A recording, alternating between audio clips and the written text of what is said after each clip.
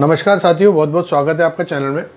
आज हम बात करेंगे कि भाई नोमांशा चार्ट हाथ से हम इजीली बहुत आसान मेथड से कैसे बना सकते हैं। पहले के वीडियोस में हमने D3 की बात करी थी।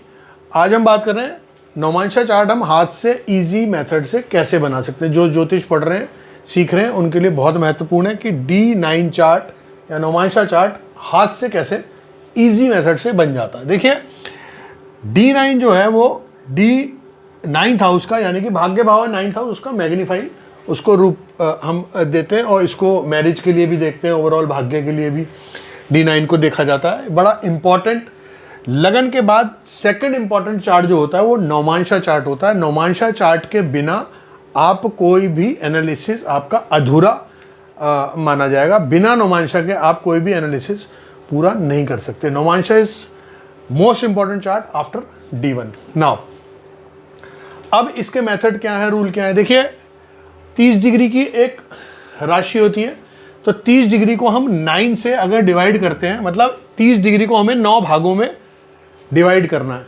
इसके 9 हमें डिवीजन चाहिए। तो पहला डिवीजन अगर हम डिवाइड करते हैं 30 डिग्री को 9 से, तो पहला डिवीजन आता है 0 से 3 डिग्री 20 मिनट का। फिर दूसरा आता है 3 डिग्री 20 मिनट से 6 डिग्री 40 मिनट का। फिर आता है तीसरा 6 डिग्री 40 मिनट से 10 डिग्री का। चौथा आता है 10 डिग्री से 13 डिग्री 20 मिनट का। फिर पाँचवा 13-20 से 16-40, फिर 16-40 से 20। सातवां आता है 20 डिग्री से 23 डिग्री 20 मिनट का। आठवां आता है 23 डिग्री 20 मिनट से 26-40 का। और नौवां नौमांश आता है 26 डिग्री 40 मिनट से 30 डिग्री का। तो ये हमने 9 नौमांश निकाल लिए, एक 30 डिग्री को 9 से डिवाइड करके। अब इसको हम कैसे रूल्स को फॉलो करेंगे, इसमें ये देखने की बात है। जो प्लैनेट इन राशियों में है, जो भी प्लैनेट इन राशियों में है, उसकी गिनती, यानी कि एरीज, लियो और सेजिटेरियस, फायरी साइन में जो भी प्लैनेट है उसकी गिनती चालू होगी एरीज से। काउंटिंग स्टार्ट होगी एरीज से। जो अर्धी साइन में है, टॉरस, वर्गो और कैप्रिकॉर्न में, उनकी गिनती चालू होगी कैप्रिकॉर्न से, यानी कि अर्धी साइन की कैप्रिकॉर्न से गिनती चालू होगी। तीसरा एरी साइन आ गए, लिब्रा, जेमिनी, लिब्रा और एक्वेरियस, इनकी काउंटिंग चालू होगी लिब्रा से। और वाटरी साइन आ गए, कैंसर, स्कॉर्पियो एंड पाइसिस, इनकी काउंटिंग शुरू होगी कैंसर से। तो अब ये हमने देख लिया कि भाई ये 4 तरीके से हमने देखना है कि भाई एरी साइन में है प्लैनेट, फायरी में है या वाटरी में है या अर्धी में है, उस हिसाब से हम इसको देखेंगे। अब कैसे इसको स्टार्ट करेंगे, कैसे इसको फॉर्म करेंगे, कैसे इसको बनाना शुरू करेंगे। देखिए सपोज करिए यहाँ पर लगन D1 का लगन एरीज है। हम इसको सपोज करिए 15 डिग्री का ले लेते हैं। 15 डिग्री का असेंडेंट ले लिया। तो अब 15 डिग्री कहाँ पड़ती है यहाँ पर, देखिए 15 डिग्री कहाँ पड़ती है। 15 डिग्री पड़ती है 13 डिग्री 20 मिनट से 16 डिग्री 40 मिनट के बीच में, यानी कि 5वें नौमांश में 15 डिग्री पड़ती है। अब ये है फायरी साइन एरीज। तो अब एरीज की गिनती कहाँ से शुरू होगी, फायरी साइन की एरीज से ही शुरू होगी। तो अब यहाँ से 5वें नौमांश में पड़ रहा था, तो 1 2 3 4 5, तो यहाँ पर हमारा जो लगन उदय हुआ D9 का वो हुआ लियो। अब हम बाकी राशियाँ इसमें फिल कर देते हैं। अब हमें लगन मिल गया है। ये बात समझ में आ गया कि भाई अगर एरीज लगन है और 15 डिग्री का लगन है, तो 13 डिग्री 20 मिनट से 16 डिग्री 40 मिनट के बीच में 5वें नौमांश में पड़ा। और फायरी साइन है तो काउंटिंग एरीज से ही चालू होगी। तो 1 2 3 4 5, तो लियो लगन यहाँ पर बन गया। अब एक और एग्जांपल ले लेते हैं। सपोज करिए यहाँ पर सैटर्न 18 डिग्री का लिब्रा में D1 में मौजूद है। तो अब 18 डिग्री कहाँ पड़ती है, चेक करिए। 18 डिग्री पड़ती है हमारी छठे नौमांश में। 16 डिग्री से लेके 20 डिग्री के बीच में ये पड़ती है हमारी 18 डिग्री का सैटर्न। तो 18 डिग्री का सैटर्न छठे नौमांश में आ गया, तो बैठा है ये लिब्रा में, है ना। तो लिब्रा में अगर ये बैठा है तो जेमिनी, लिब्रा, एक्वेरियस, यानी कि अगर एरी साइन में कोई प्लैनेट बैठा होगा तो उसकी गिनती चालू लिब्रा से होगी। तो अब ये छठे नौमांश का प्लैनेट है तो लिब्रा से गिनती चालू होगी। 1 2 3 4 5 6। तो यहाँ पर जो सैटर्न है वो 8th हाउस में चला जाएगा। उसके बाद अब एक और एग्जांपल ले लेते हैं।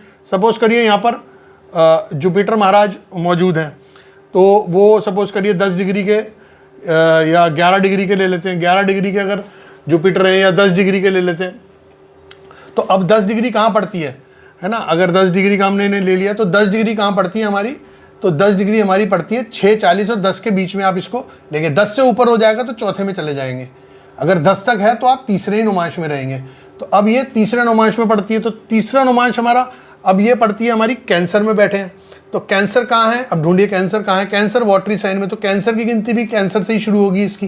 तो अब ये तीसरे नौमांश में आ जाएंगे, तो 1 2 3, तो यहाँ पर वर्गों में बृहस्पति महाराज पहुँच गए। अब कुछ और ले लेते हैं, सपोज करिए यहाँ पर मंगल महाराज मौजूद हैं 28 डिग्री के।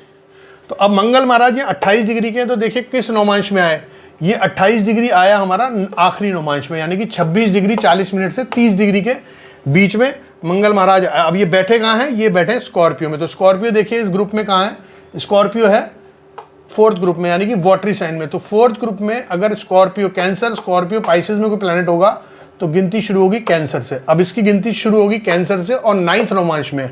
तो आप कैंसर से काउंट करेंगे 1 2 3 4 5 6 7 8 9, तो अगेन मंगल महाराज पाइसेस में आ गए।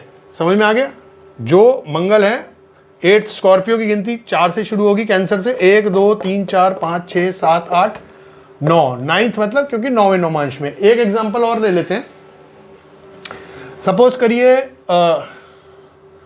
यहाँ पर कोई भी प्लैनेट ले सकते हैं हम, मरकरी अगर अब यहाँ पे लेते हैं, और मरकरी अगर सपोज करिए 14 डिग्री का है, तो 14 डिग्री का मरकरी टॉरस में। तो 14 डिग्री कहाँ पड़ती है हमारी, 14 डिग्री हमारी पड़ रही है 13-20, यहाँ ख़त्म हो गई, यहाँ 13-20 से 16-40 के बीच में हमारी 14 डिग्री पड़ रही है। तो 5वां नौमांश हो गया।